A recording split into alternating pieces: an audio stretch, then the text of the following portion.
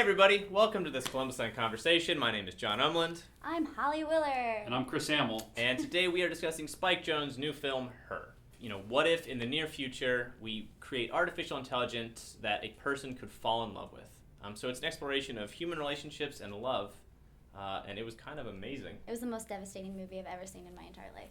The most devastating movie you've ever seen in your entire life? I physically felt like my heart had exploded and was just dripping out all over the place. It was really powerful. As someone who has just recently gone through everything that Theodore has gone through, including falling in love with my phone, just kidding. It was too real almost. Everything that I had sewn shut just got, it just, All the sutures were ripped out. The sutures were ripped out, and it hurts. The whole thing feels painfully real. His hurt feels understandable, and that's what happens when you can tell a great story. It's odd that a film that's set in the future can make you feel like you're watching something that's happened in the past. You had said at some point to me that the film almost made you feel nostalgic for the future. Yes, I found it to be unlike almost any film I've ever seen. It really does make you long for a period of time that feels like it's already happened. And I'm not surprised that Spike Jonze, who's made these great films, as you know, like Adaptation and Being John Malkovich, and he's made other films like Where the Wild Things Are.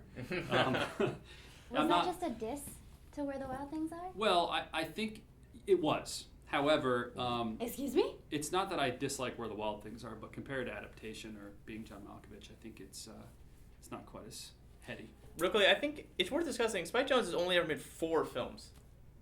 That seems unbelievable. It's remarkable, right? I didn't think that the guy who brought us Bad Grandpa would make me sob like a baby. Well, and that's kind of the counterpoint to what you're saying, Yeah. John. Although he's only directed 4 films, he's been involved in countless That's features. true. That's And true. I mean, even this year, he's been involved in multiple films. Yeah. So clearly the guy's unbelievably talented, and Her's just another example of what he's capable of. Let's hope we get a lot more Spike Jonze films in the next 15 years than we've gotten in the last 15 years. If he continues at this rate, we'll have another 2 at least. Right, we can do at least 4 more conversations before we die. Exactly. I will say the portrait of the future is remarkably, it feels remarkably real. All the things that they focus on seem like absolutely things that we could culturally, fashion and technology-wise evolve into, which is impressive. I also thought it was odd that there hasn't been any conversation about how reminiscent the film is to The Shop Around the Corner or You've Got Mail, where people fall in love without actually meeting one another or actually having any physical bodies. A core question of the film is, when is love genuine and when is it not? Meaning, Right. Can you really genuinely fall in love with your operating system? I think there's a lot of concern now in our world about, with all this new technology, if we're able to earnestly and honestly communicate, or if it's all fake and people just put on these faces. It's very unusual that a commercial film like this can make you think on this level, and if there's ever been a film in recent memory that makes you want to go get a cup of coffee or a cocktail afterwards with your friends and talk about it, this is that film.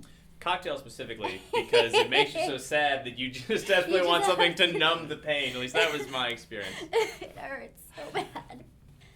Let's talk about Joaquin Phoenix for a minute. This may be the best performance of 2013.